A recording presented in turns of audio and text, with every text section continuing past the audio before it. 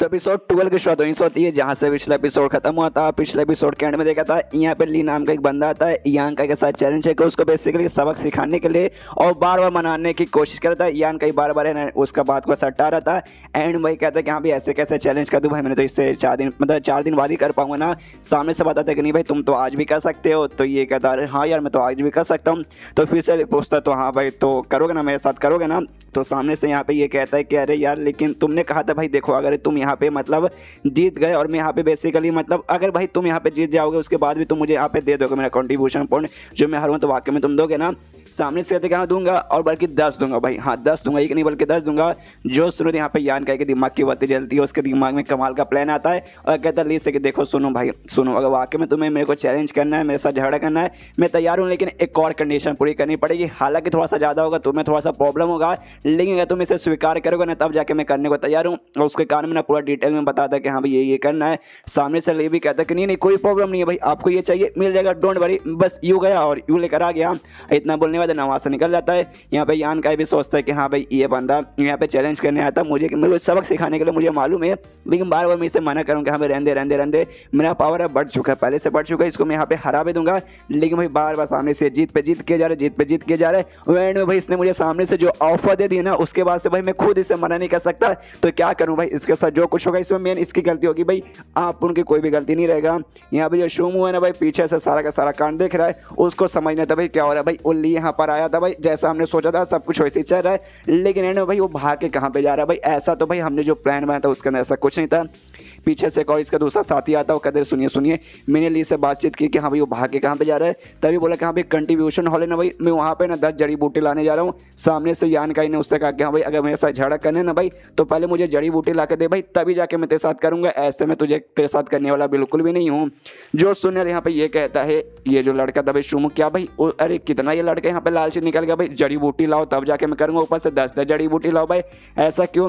सामने से उसका बंदा बोलता है शायद क्योंकि भाई सामने से जो ली था भाई उसने लंबी चौड़ी फेंक दी कि हाँ भाई अगर तू जीत गया तो भी भाई चलेगा, मैं अगर यहाँ पे जीत जाऊँगा तो 10 में सामने से दे दूंगा। तो सामने से उसने भी सोचा कि हाँ भाई 10 जड़ी बूटी मंगा लेता हूँ। तो यहाँ पे शुमू कहते डोंट वरी कोई प्रॉब्लम नहीं है भाई, इसको सबक सिखाना, इसको मार देंगे, मतलब जहाँ से नहीं मारेंगे उसको सबक सिखाएंगे, इसकी हड्डी पसली तोड़ देंगे, बदले में 10 जड़ी बूटी भी चल जाएगा, टेंशन लेने का कोई जरूरत ही नहीं है। वहाँ पे जो ली है ना भाई वो भी जाता है जड़ी बूटी वगैरह लेके आता है, उसको भी बूढ़ाओं पे गुस्सा आ रहा था जो जड़ी बूटी वगैरह बेसिकली देता है, उसका दिमाग इसलिए खराब हो रहा है कि अरे बाप रे भाई सबसे पहली बात तो जड़ी बूटी है भाई ऐसा कुछ खास नहीं है, लेकिन भाई इतना नॉर्मल जड़ी बूटी का भी ना उस बुढ़ाऊ ने ना जानबूझ के मुझसे भाई 20 कंट्रीब्यूशन पॉइंट ले लिया। साला भाई बुढ़ा एक नंबर का भाई बिजनेसमैन है भाई, बिजनेस कब किससे अच्छे से किया जाए भाई उसको संभालू में। आता है यान के पास भागते भागते वो कहता है कि लो भाई तुम्हें जो भी जड़ी बूटी चाहिए था भाई मैंने ला दिया भाई, लो भाई इसे रख लो और भाई मेरे साथ यहाँ पे चैलेंज करो। तो ये भी जड़ी बूटी लेता कहते वाह शाबाश शाबाश शाबाश। सामने से कहते कि हाँ भाई अब करोगे ना भाई, अब तो मैंने ला कर भी दे दिया। सामने से कहते कि हाँ भाई अब करूँगा भाई, तूने भाई मतलब सामने से 10 मुझे देने का वादा किया, ऊपर से भाई जड़ी बूटी ला के भी दे दिया भाई, अब भरोसा तो अब मैं तुझ पर करता हूँ, तो चल भाई मैं भी तैयार हूँ। तो सामने से वो भी बोलता है ठीक है तो शुरू करते हैं भाई, मुझे अच्छे से गाइडेंस दीजिएगा, मुझे बताइएगा कि मैं कहाँ मिस्टेक कर रहा हूँ। झगड़ा करने को तैयार है भाई। सामने से एक मुक्का मारता है यान को, यान भाई अपने हाथ से यहाँ पे रोकता है और जैसे रोकता है ना भाई यहाँ पे ली खुद को ऐसे पीछे कर लेता है और सोचता है कि अरे बाप रे मैंने एक मुक्का मारा, उसका लगता है भाई इसके ऊपर कोई असर नहीं पड़ा, लेकिन भाई इसने मेरे मुक्के को ना भाई अपने हाथ से रोक लिया था, जिसके बाद से भाई मुझे यहाँ पे हल्का सा चोट आने लगा भाई अपने हाथ पे। कोई बात नहीं, दूसरा अटैक करता हूँ और दूसरा अटैक करता है अपनी इस वाले ना हाथ से उसके छाती पे मारता है, लेकिन इस वाले ना उसके हाथ को यहाँ पे यान का पकड़ लेता है और बहुत ही ज्यादा ईविल स्माइल देता है, जिसके बाद से भाई ली भी यहाँ पे डर जाता है कि अरे बाप रे मुझे गलत फीलिंग आ रही है। और तभी भाई ना यान का उसको एक लात मार के ऐसे दूर भेजता है, उसको गिरने के बाद उसको छोड़ता नहीं है, उसके पास जाता है, उसको यहाँ पे मुक्का मारने लगता है, मुक्के पे मुक्का मारता है। सामने से उसे लड़के के भी फोड़ जाते हो, कहते हैं बस करो भाई छोड़ दो यार और मत मारो। तो यान का भी नहीं मारता, वो भी कहता है अच्छा तो भाई तुम हार मानते हो, वो कहता है कि हाँ भाई हार मानता हूँ, आप जीत गए। यान का कहता है शाबाश भाई थैंक यू भाई मुझे जिताने के लिए। यहाँ पे भाई जो शो में भाई दूसरा सारा कांड देखता है, हिल जाते क्या भाई यान का ने इसे भी हरा दिया।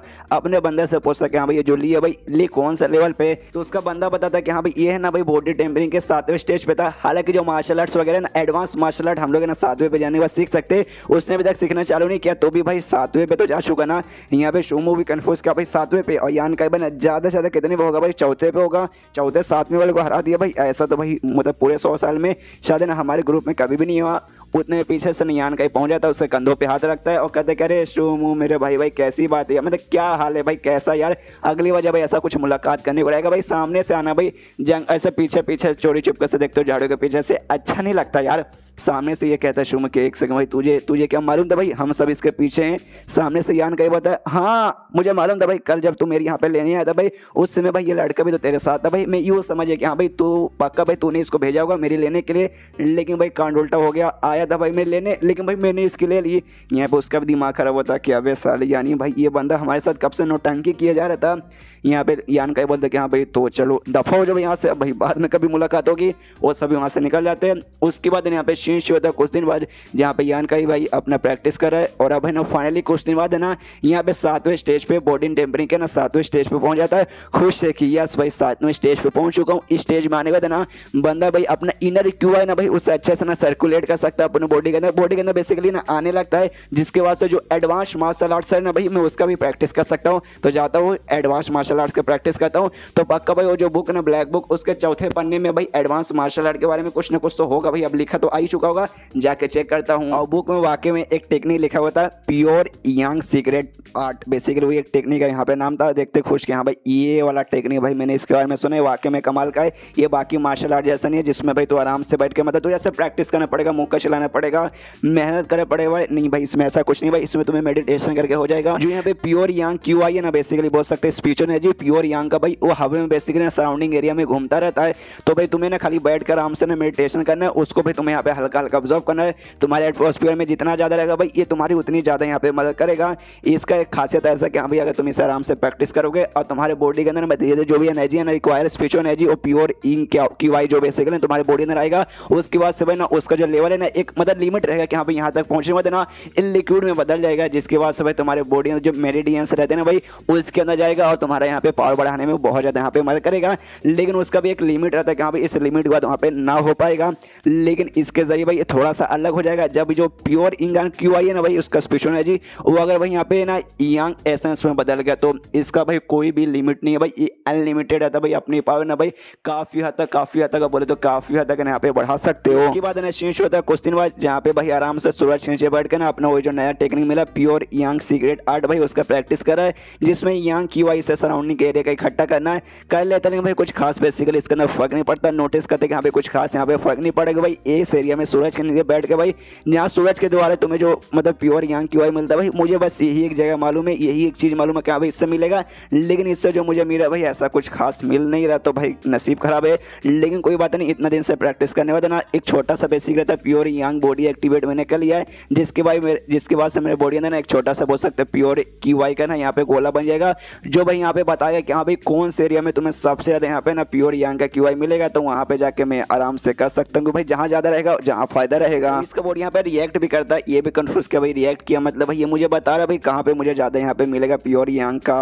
क्यू आई, तो भाई वहाँ पे जाता है।